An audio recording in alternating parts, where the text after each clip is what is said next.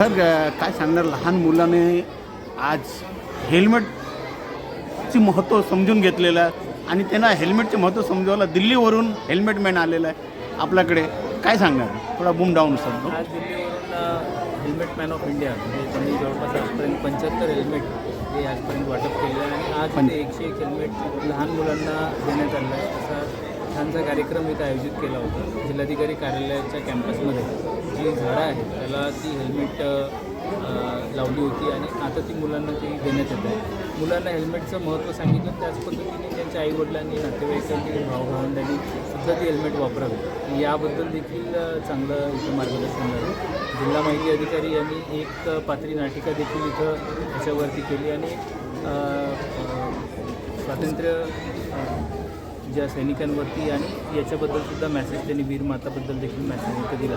तर एक चांगला कार्यक्रम इथं झाला. हेल्मेट मॅन ऑफ इंडिया राघवेंद्रजी आणि त्यांची टीम जी आहे पूर्णपणे आर्मीचे काही रिटायर्ड ऑफिसर्स आहेत, काही सर्विंग ऑफिसर्स आहेत, लेफ्टनंट कर्नल आहेत तिथे. तर त्यांना सगळ्यांना सर्व आम्ही जिल्हाधिकारी कार्यालयामार्फत शुभेच्छा दिल्या आणि या चांगल्या उपक्रमासाठी सगळ्यांनी त्यांचा अभिनंदन.